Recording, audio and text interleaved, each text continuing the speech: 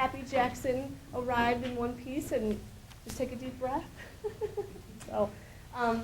Good afternoon. My name is Sarah Riff. I'm the Outreach Coordinator and Undergrad Advisor for the Latin American, Caribbean, and Iberian Studies program, and I'm very pleased to have you here today for our Lunchtime Lecture series. If this is your first time coming to our series and you're interested in kind of finding out our whole schedule of events, we do have a weekly listserv that we send an email blast out to of all of our events, and there's a clipboard over there in the corner that you can put your email address on. And so I'll just get right down to it. We're happy to have Jackson Foote here today. He's a PhD candidate in the School of Journalism and Mass Comm at UW-Madison. He's also a former recipient of last season's Tinker-Nade Summer Research Program, or grant program, I should say. Today he's going to talk about Otro Chile Es Posible, media memory and framing political opportunity in the online networks of the Chilean student movement. So thanks for coming. Great. Thank you, Sarah. And thanks everyone for coming. Sorry that I'm running late. My introduction here is partially about an experience that I was able to have in Santiago during my month that I was there in the field, in which I was invited to see the premiere of a new Chilean film that had come out about the dictatorship. So this film, as you may know, because it was nominated for an Academy Award, starred Gael Garcia Bernal, and he came in, of course, about 10 minutes late, and everyone was waiting for him. So I got a little bit of that experience this afternoon. I didn't mean to recreate it, but thanks for letting me do that. I'm also going to keep this hopefully to about 30 minutes so that there's time for questions. There's a lot of expertise in this room, and so I hope that there will be tons of questions and feedback. This is a work in progress and one that I've talked with some of you about, but hope to get a lot of new kind of impressions on this type of stuff. So I couldn't decide whether to include a question mark or not. Maybe that's one of the things that you guys can help me decide. I think the students that I worked with in Chile over the month and have continued to follow would emphatically say that it shouldn't have a question mark, that it's a declarative statement. Another Chile is possible. And I think it's an open question, and I'm looking at it kind of from three angles. From an angle of media, so how discourse and framing circulates within a new media context that includes online tools like Twitter and Facebook, which you'll see some of. Memory, both of the dictatorship or silence about the dictatorship, as well as the transition that began in 1990 and the post-transition or post-democratic presidencies of the Concertación, the coalition that took over after Pinochet left power in 1990. So I'm looking also at how the students are kind of framing this political opportunity around that memory and that moment, and are contesting the current kind of notions about memory of that period. And of course, this is the Chilean student movement that I'm focused on, which began in 2011, but I'll give a bit more of a preview of that later, or review of that later. So I want to start with this moment that I kind of encountered in 2011 or 2012, sorry, when I got down there. So when I arrived in Chile in July, there had been a large mobilization in Santiago that had been, like many of them, even though it was authorized, repressed by the police using these guys, which some of you probably recognize. They're known as guanacos, which is an animal that's native to Chile, and they're called guanacos because they spit water a little more violently than the camelid version, or the kind of animal version of these. So the protest that I had arrived on the heels of drew tens of thousands of people, was repressed by the police, but got tons of media attention, just like the other protests that I had seen leading up to this moment in Chile. So leading up to the summer of 2012, had seen the largest mobilization since the dictatorship had ended in a country that, that had become known for this kind of elite political consensus making, or elite political formulas, as we'll talk about a little more later. This picture in particular was snapped by one of the student leaders and then posted around Twitter and Facebook. Giorgio Jackson, who, other than having my namesake, which is pretty cool as well, he was the leader of the Federation for the Universidad Católica, which is one of the two major public elite universities in Chile. And he was, for a year, about a year and a half, the leader of the, I would argue, second most important student federation in Chile. And these are not like student governments here in the United States, in the sense that they have traditionally, for the last century, especially at La Universidad Católica and La Universidad de Chile, had an important role and played an important role in the political sphere, right? So they've actually been a strong political actor. And I'll talk a little more later about how this particular federation is using communication tools to construct a strong counter-public that can interact with the government. So this picture, again, building up this context, snapped by Giorgio Jackson, was taken with a tool that many of you are probably familiar with, Instagram. Kind of makes things look very old. So it adds yet another layer to this sort of context, right? He's taken a picture and made it look like it was taken potentially in the 1970s or the 1980s. Well, I guess in the 1980s, specifically around, if you wanted to kind of try to put this picture in a historical perspective, specifically around 1988, which is when the No campaign, the movie that I was referring to in the beginning, was launched and captured over 50% of the vote to dislodge Augusto Pinochet from his 17-year run as dictator in Chile. So this campaign, as we'll see in the following clip, was a fairly sophisticated, at least at the advertising level, PR and mass media campaign. And this sign here was throughout Chile in July and leading up to the beginning of August, as this movie was going to premiere in the capital. And so we'll look at this clip here, which many of you, maybe you've seen the trailers, or potentially you have seen the movie itself, although I don't know, since I saw it elsewhere, I don't know if it's come to Madison.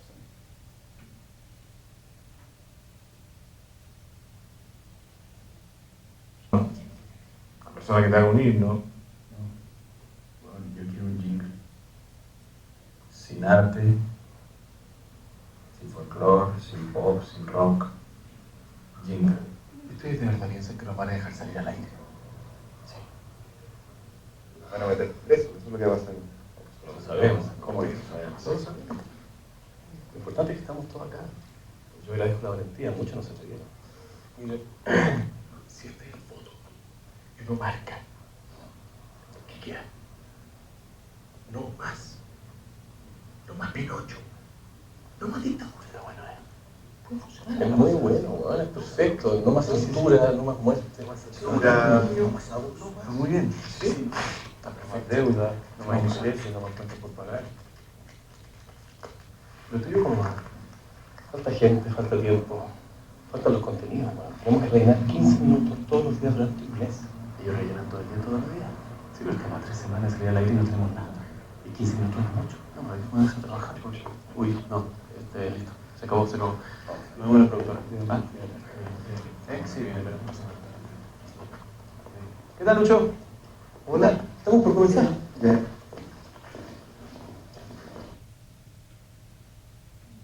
So that wasn't exactly the clip that I wanted to show. But what it does help to understand is there's this team in the movie, in the film that's featured, that's trying to come up with an effective advertising campaign for the No campaign. And essentially the clip that I was going to show contrasts two ways of advertising about the No campaign. One is focused on brutality, it's focused on victims of human rights abuse, it's focused on the guanacos, the dictatorship, and it's focused on the violent legacy of the dictatorship and leaving that behind. The other is focused primarily on what you kind of heard was the nascent sort of campaign that was coming about, looking towards the future and looking towards a Chile without Pinochet and a Chile that was hopeful and was bringing the joy. So this is kind of the choice that this campaign team makes to begin to advertise the possibility of a return to democracy. And I think this is important for three different reasons, or it's interesting to look at for three different reasons. So the first of which is that this actually becomes, for me, as I'm sitting there in a movie theater in Santiago watching this with an invited set of a couple hundred student activists who had been involved in the student movement for the last year and a half, it became an analogy about the tensions that I saw many of these student leaders go through when considering how they would communicate their goals to the broader public. So were they going to focus on the possibility of a bright future for education, or would they focus on the problematic nature of the legacy of the dictatorship and the transition? And this was a constant tension, which I'll talk about a little more later. One of the other reasons that I think this was interesting is because we'll look at some of the reactions to this. It problematizes the kind of way of thinking about the transition from the democracy, or from the dictatorship to democracy. So it kind of casts this narrative, rather that the students then problematized, about a sort of easy campaign to implement and show the Chilean public who is ready to receive this, what a new Chile, a hopeful Chile would be like. And the third way that it's important, the context that I really think is key here, and the great line that I think sums up the movie, is Gael Garcia Bernal is both introducing at the beginning of the movie, and then when he introduces the first campaign spot for the No campaign, he says, you have to understand this within the current social context. Now, the first time he says this, he's showing, if I recall correctly, a Pepsi commercial. And the second time he shows this, he's showing this campaign for the No. And as scholars and thinkers in Chile have alluded to, this is part of the privatization of social life, that has happened in Chile during the dictatorship, treating the citizen as consumer, as Stern and others point out. And this movie, I think this clip, which if you want to stick around, I'll pull it up. This clip really perfectly encapsulates this idea that now politics in a post-dictatorship Chile will be treating the citizen as a consumer of that political life. Other scholars who talk about social movements, talk specifically about communication, like Lance Bennett, also look at this in Western Europe as well as the United States, and talk about this as the personalization of politics, the kind of me-casting of politics in which the individual relationship to the state and individual liberty is more important than the social commitment and the community ties that bind people in a democracy. So this, you have to look at I think, what's going on in Chile now within the current social context, to paraphrase Gael Garcia Bernal. So this takes us a little bit then back to after this movie premiered, and we have this campaign going on in the streets. We have hundreds of students go and attend this movie and make comments in the news media about it, including some of the student leaders that I interviewed. We have a wide outpouring on Facebook about this movie in particular. And this gives you a sense, I think, of the type of world that exists on Facebook among activists, both groups. So this is a Facebook page that doesn't exist as an offline group, has no identity outside of the Facebook page, and is sharing information with a variety of people, including me. So this is after the No movie lost the Oscar nomination. So it was nominated for an Oscar, as you guys may know, back in January, and unfortunately it didn't win. So this author, this framer, says the No lost. We continue in dictatorship paradigms, pure truth. And then the next person who is posting that I have in my feed, who's an actual student, says, I hope that it's saying to her brother, right? So this quote here is a member of the Communist Party or the Communist Youth who goes to La Universidad de Chile, and she's commenting to her brother, I hope that you never win an Oscar. It's a very short speech. You're going to have to shout, this is a dictatorship, and that's it. And then the next person says, and then he responds by saying, I should just go to academia then, right? So you get I guess your 30 or 40 minutes in academia. So so the idea that I'm trying to point out here is that with almost uniform voice, the activists that I was seeing on Facebook who were part of my feed, they're comprised by about 150 students from private and public universities in Chile, are contextualizing this huge moment for Chile, which is its a kind of big moment in the getting the Oscar nod for this movie, by reminding people that what's happening now is actually a dictatorship, right? So that it's as bad as the dictatorship which most of them didn't live through, and most of them don't have a direct memory of.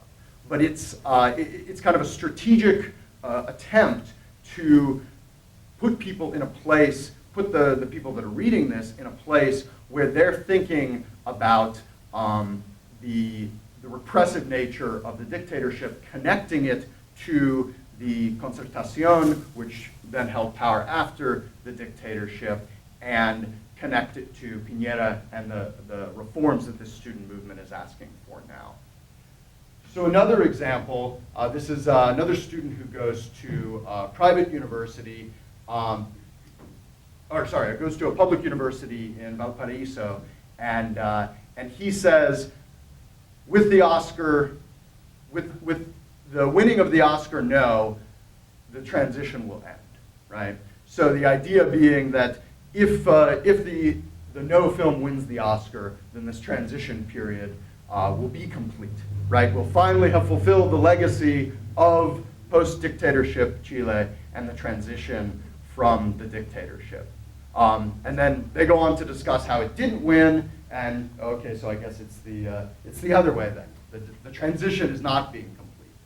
And then this is a photo that's shared by a student leader who was the former president of a federation at a private university, and she's saying in this kind of mock-up that's been made by someone who runs the Universitario Informado page, they voted for no, so they voted for the no campaign, but they said yes. And so this is yet another critique of how the transition in Chile was just a continuation of the dictatorship. And this is the kind of drumbeat that students have been talking about for at least the last year in Chile, and how they're attempting to situate what is happening with education in Chile and the profit-making going on in Chile as just another in a line of problematic policies that the dictatorship produced.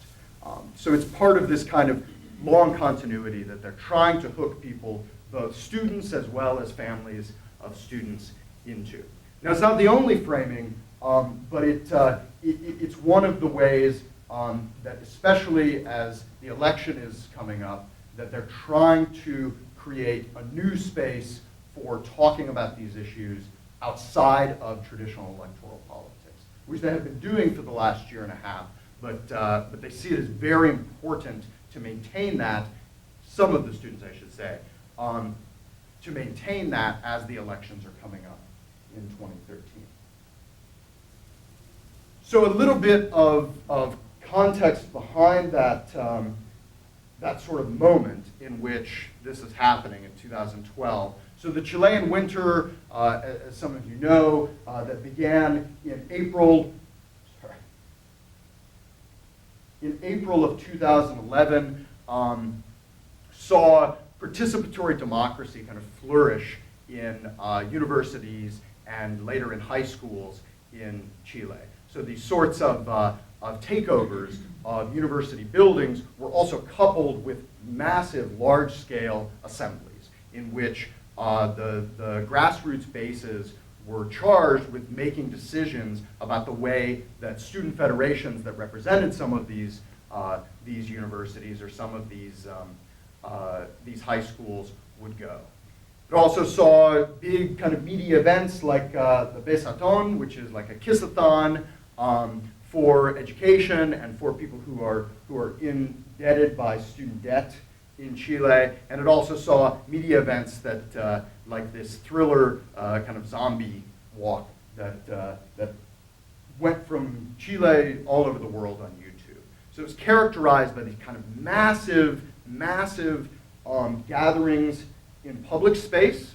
So researcher Manuel Castells talks about this as a necessary condition for the development of social movements, to have offline space, even though the online world has democratized in some ways networks of counterpowers, so people who can connect to others who can possibly frame issues in particular ways and change the values and interests of society.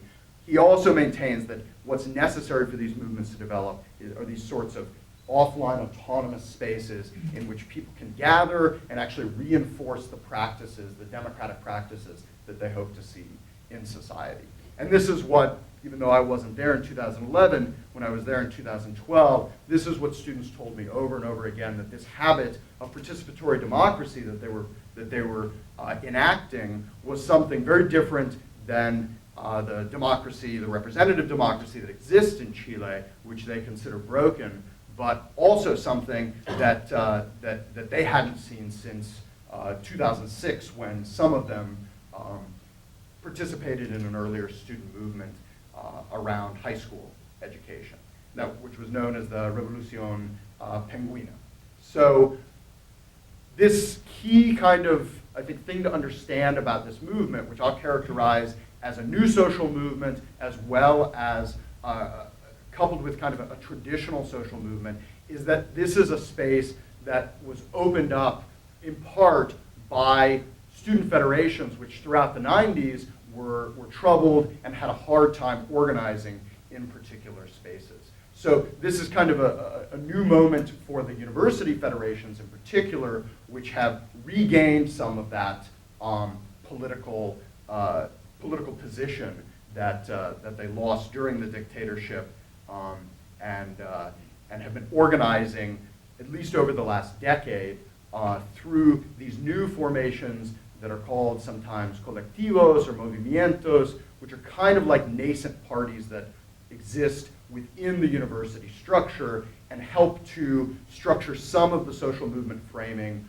across universities and across kind of social space in Chile. So there's a kind of complicated configuration of a variety of these, and I can talk about them more in the questions.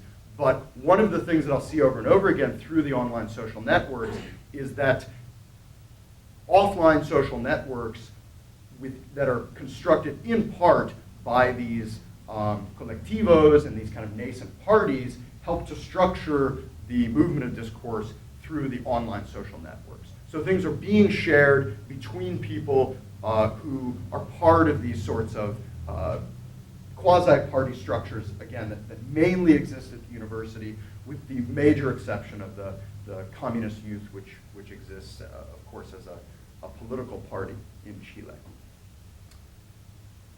So I'll skip over the kind of research in collaboration piece, but the idea here is that the interviews and observations I conducted, I tried to do in collaboration with students and with other participants of the movement. So I'm still bouncing ideas off of students in Chile as a way of formulating the way that I think about the movement and the possible successes of the movement. And most students are very open to the potential to have their movements criticized. The notions that that they're fighting an uphill battle to some extent, even though they are very hopeful about the possibility for change in Chile and the possibility for new democratic space to open up.